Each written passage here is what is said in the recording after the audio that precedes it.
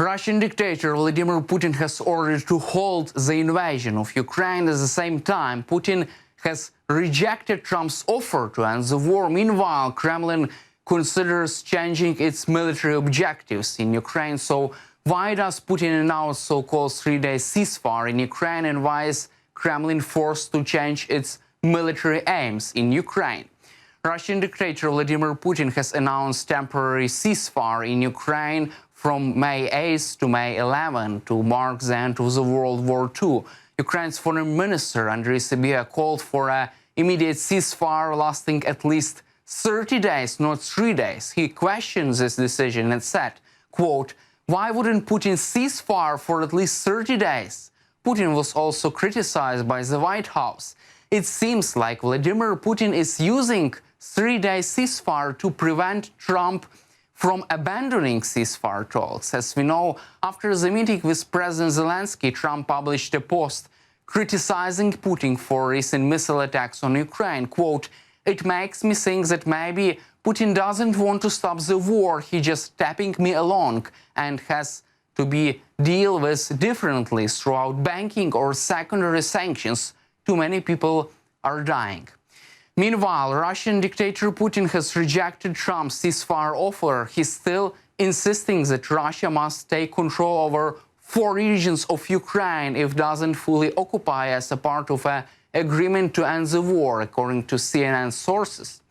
It seems to be a big blow to US President Trump's effort to reach a ceasefire deal. Trump's special envoy Steve Witkoff tried to persuade Putin that Russia should agree to a ceasefire that holds fighting along the current front lines during talks in Kremlin. Instead, Russian dictator maintained his maximalist position on territory. He rejected this offer. Negotiations have reached a stalemate, and now it requires a contract between Putin and Trump to make progress. Ukrainian President Zelensky posted on X that his country was preparing for talks with the US on new sanctions. Quote, "We are identifying precisely those pressure points that will most directly push Moscow toward diplomacy." Also, new intelligence reviewed by US and Western officials suggests that Putin may have shifted his focus in Ukraine war towards the short-term objective of solidifying his hold on territory and boosting his country's economy, according to CNN. As CNN reports, the perception Putin may have shifted his thinking has played into President Trump's and his negotiators' beliefs that President Trump may be willing to consider a potential ceasefire deal. However, senior US officials remain skeptical of Putin and his assertions in ongoing talks that he wants a peace deal, even though what is being proposed by the US is generous to Russia, handing them most of the territories they have taken. Also, there is a belief that even if Russia agrees to ceasefire deal, it may look to resume the war and try to seize more of Ukraine in the long-term perspective. Additionally, the pressure exerted by an increasingly angry Trump's administration threatening more sanctions and struggling Russian economy have put Putin in difficult position right now. Moscow is willing to play along with the US and restrict its immediate objectives to improve its relationship with the US, European officials said, but clearly hasn't given up on their maximalist war aims. The Kremlin hopes that a better relationship draws the attention away from a tactical pause and that they can use a mix of military, economic, and informational tools to achieve Putin's full objectives in Ukraine and beyond. Earlier this year, US intelligence official cautious now senior Trump's advisors that controlling Ukraine remained Putin's top maximalist demand next to regime survival, and warned he was eager to exploit any perceived rush to negotiations by the new administration, according to sources familiar with those conversations. However, US President Donald Trump has changed his rhetoric on Russian dictator Putin after months of private diplomatic efforts by British Prime Minister Keir Starmer and French President Emmanuel Macron, according to Politico. According to publication, Trump's change of course was a result of long-term coordination between London, Paris, and Washington. Starmer and Macron sought to persuade the US president to reduce pressure on Zelensky and directs some of his anger on Putin, using the argument that Putin is making a fool of Trump. The publication reports that the key role in negotiations with the American administration was played by UK National Security Advisor Jonathan Powell and Defense Secretary John Healey. Their efforts were coordinated with the US Ambassador to the UK, Mark Burnett. For his part, British Foreign Secretary David Lammy said he had 13 conversations with US Secretary of State Marco Rubio. Starmer and Trump this year alone talked almost as many as 13 times.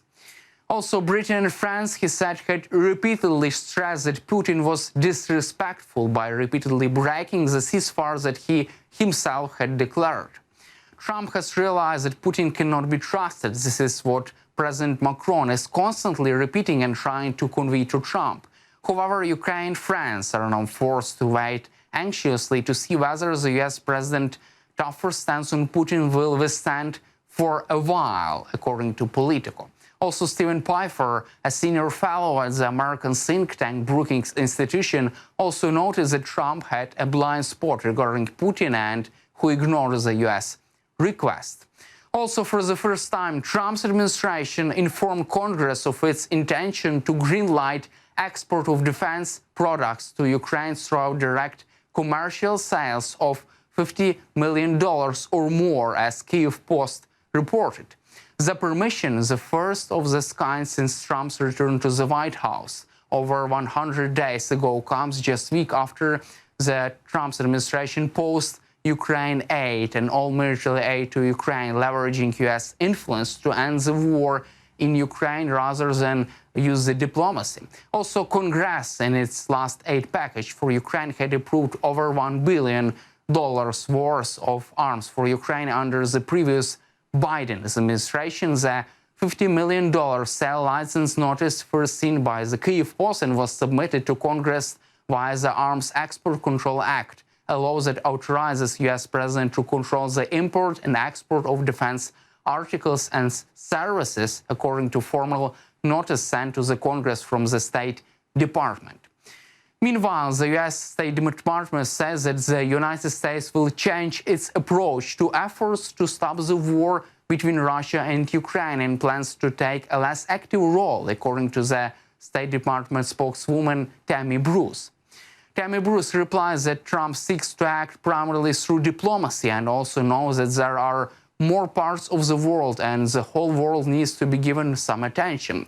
She recalls the words of Secretary of State Rubio that US plans to change its approach to its attempts to bring the end of the Russian-Ukrainian war closer. Quote, "But we are not going to fly around the world as the first call and be a mediator of meetings. This is now between the two sides, and now this is the time for them to be present and develop concrete ideas on how to end this war. This will be their talks." Also, US Vice President J.D. Vance does not believe that Russia's war against Ukraine can end in the near future. US would continue its efforts to reach a deal, he said that in the interview with Fox News. Vance noted that the US administration is now faced with the question of how to help Russia and Ukraine find a compromise to end the war that has been going on for more than 3 years. However, according to him, it is Russia and Ukraine that must come to an agreement and stop the war. This will not end in the near future, however, Vance noted. At the same time, US Vice President expressed optimism about the prospect for negotiations between Russia and Ukraine. That's all for today. Subscribe to our YouTube channel and glory to Ukraine.